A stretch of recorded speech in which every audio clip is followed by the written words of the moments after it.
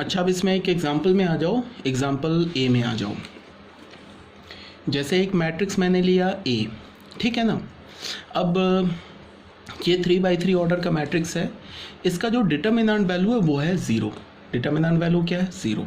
इसमें 3/3 ऑर्डर के मैट्रिक्स को के कॉरस्पॉन्डिंग हम डिटर्मिनेंट कैसे इवैल्यूएट करते हैं, ये बार बार मैं बोल रहा हूँ, 11th में मैं बता चुका हूँ। अगर तब भी नहीं आता है, नहीं पढ़ा है ध्यान से, 11th में नहीं आता है, तो हम लोग मैट्रिक्स डिटर्मिनेंट चैप्टर को ही पढ़ेंगे, तो उसमें हम सीख लेंगे। बट अभी मान लो कि 3/3 ऑर्डर का मैट्रिक्स है, इसका डिटर्मिनेंट वैल्यू 0 है, तो ये जो ए मैट्रिक्स हुआ ना, इस मैट्रिक्स को हम एक सिंगुलर मैट्रिक्स बोलेंगे। और यहाँ देख लो, ये नल मैट्रिक्स तो है नहीं, बिकॉज सारे एलिमेंट तो 0 है नहीं। क्लियर है? ये जो बी मैट्रिक्स हुआ ना, ये भी एक सिंगुलर मैट्रिक्स हो गया। क्या हो गया? ये सिंगुलर मैट्रिक्स हो गया। ठीक है, बी क्यों सिंगुलर हो गया? क्योंकि बी नल भी है और इसका डिटर्मिनेंट वैल्यू तो 0 हो गई, बिकॉज मैंने अभी बोला कि किसी भी नल मैट्रिक्स का डिटर्मिनेंट तो हमेशा 0 होता है। तो जितने भी नल मैट्रिक्स हुए ना, सारे सिंगुलर मैट्रिक्स हो गए।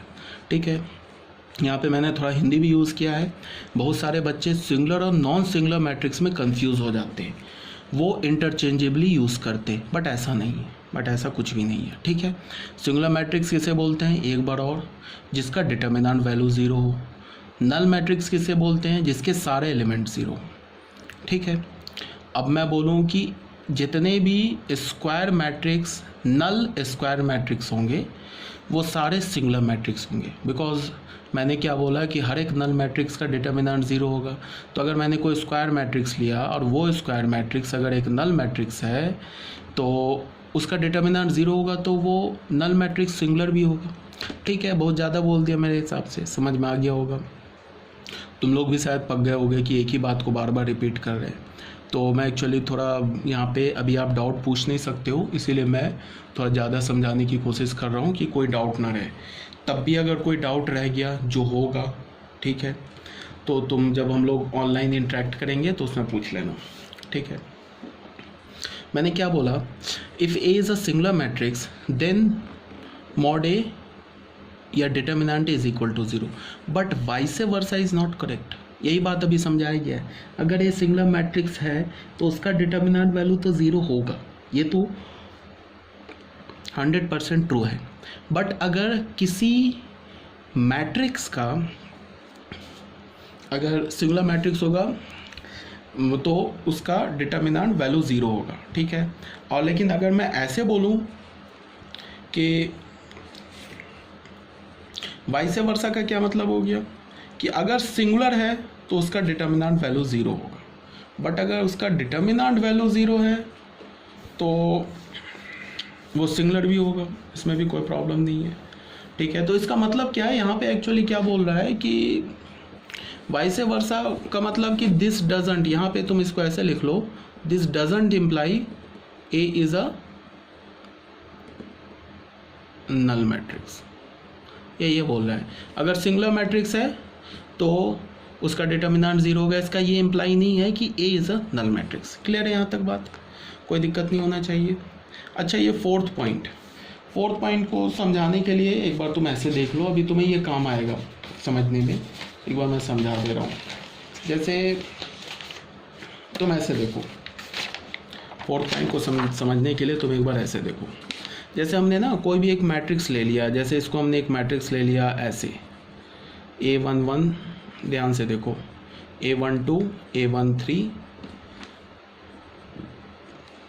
A21, A22, A23, A31, A32, A33, ऐसे हमने ना मैट्रिक्स ले लिया। ठीक है, ये 3/3 ऑर्डर का। अब जरा बिल्कुल इसको ध्यान से देखो। यहाँ पे कुछ वर्ड यूज़ होते हैं, उसको मैं बता दूँ। सबसे पहले इस ऐसे जो मैंने डायगनली ये जो स्क्वायर बनाया, इसके एलिमेंट्स को देखो। यहाँ पे क्या है? ये A11 क्या है? ये A11 क्या है? ये एलिमेंट है belong to first row first column.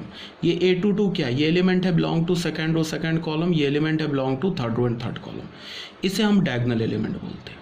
ठीक है, ये 3/3 ऑर्डर का ले लिया। अगर मैं 4/4 ऑर्डर का लेता तो यहाँ पे 4 डायगनल एलिमेंट्स हो जाते, A11, A22, A33, और एक यहाँ पे 4 भी आ जाता। तो इन 3 एलिमेंट्स को हम क्या बोलते हैं? डायगोनल एलिमेंट्स बोलते हैं। पहली बात, डायगोनल में जो भी एलिमेंट्स होंगे उसमें number of rose and number of columns equal होंगे। देख लो, A11 है, नंबर ऑफ रो भी 1, नंबर ऑफ कॉलम भी 1, A22 नंबर ऑफ रो भी 2, नंबर ऑफ कॉलम भी 2। ठीक है, अब तुम इस डायगोनल के ऊपर और डायगोनल के नीचे देखो। ठीक है, तो डायगोनल के ऊपर और डायगोनल के नीचे नंबर ऑफ एलिमेंट सेम होंगे। डायगोनल किसके लिए डिफाइंड होगा? हमेशा स्क्वायर मैट्रिक्स के लिए। ये बात याद रखो, जो मैट्रिक्स स्क्वायर नहीं होगा उसके लिए डायगोनल डिफाइंड ही नहीं होगा। और डायगोनल से ऊपर और डायगोनल से नीचे नंबर ऑफ एलिमेंट इक्वल होते हैं, कई बार बोल दिया। फिर दूसरी बात क्या है कि डायगोनल से ऊपर जो रो होता है वो कॉलम से कम होता है। और देख लो यहाँ, इसमें रो कॉलम से कम होने का मतलब क्या है कि यहाँ पे देखो A12 है ना, तो row number of row is less than number of column. यहाँ भी देखो number of row is less than number of column, number of row is less than number of column. Diagonal के नीचे अपोजिट हो जाता है, जो रो होगा नंबर ऑफ रो वो क्या होगा? वो नंबर ऑफ कॉलम से ग्रेटर होगा। जैसे A21 देखो, तो 2 इज ग्रेटर देन 1, तो 2 किसे रिप्रेजेंट करता है? रो को। तो यहाँ पे रो क्या होगा? कॉलम से बड़ा हो जाएगा। तो डायगोनल से ऊपर रो इज लेस देन कॉलम और डायगोनल से नीचे रो इज ग्रेटर देन कॉलम, इसको समझना है। तो अभी तक मैंने क्या बोला? फिर से, डायगोनल किस में डिफाइंड होता है? स्क्वायर मैट्रिक्स में। पहली बात, डायगोनल के जो भी एलिमेंट्स होंगे उसमें 4 रोज एंड 4 कॉलम्स होंगे। ठीक है, सॉरी, जो भी डायगोनल के एलिमेंट्स होंगे उसमें number of rose and number of columns equal होंगे। पहली बात, डायगोनल के ऊपर और डायगोनल के नीचे नंबर ऑफ एलिमेंट सेम होंगे। डायगोनल के ऊपर number of row is less than number of column होगा, डायगोनल के नीचे number of column is less than number of row होगा। जैसे मान लो कि एक हमने बी मैट्रिक्स बना लिया 4x4 ऑर्डर का, चलो बना लिया। जैसे हमने बोला A11, A12, A13, A14, ऐसे हमने बना लिया। A21 बना लिया, A22 बना लिया, A23 बना लिया, A24 बोल दिया, A31, A32, A33, A34 बोल दिया, A41, A42, A43, A44 बोल दिया। ऐसे हमने एक, ठीक है ना बात। अब जरा तुम ध्यान से देखो, ये जो एलिमेंट तुम्हें दिख रहा है ना, ये एलिमेंट जो मैं लिख रहा हूँ, ये हमारा क्या हो गया? डायगोनल का एलिमेंट हो गया। ठीक है, इसमें देखो रोज एंड कॉलम क्या हो गए? इक्वल हो गए। A11, A22, A33, A44। इसके ऊपर और इसके नीचे देख लो, नंबर ऑफ एलिमेंट सेम होंगे, 3 2 5 6, ऊपर भी 6 नीचे भी 6।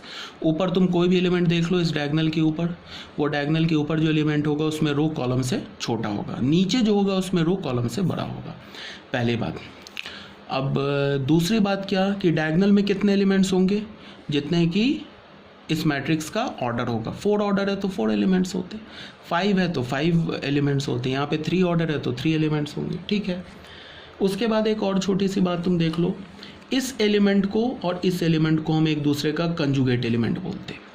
क्यों बोलते हैं? बिकॉज इसमें ये जो एलिमेंट है फर्स्ट रो सेकेंड कॉलम में, ये जो है सेकेंड रो फर्स्ट कॉलम में, तो इसे हम क्या बोलेंगे? एक दूसरे का कंजुगेट एलिमेंट।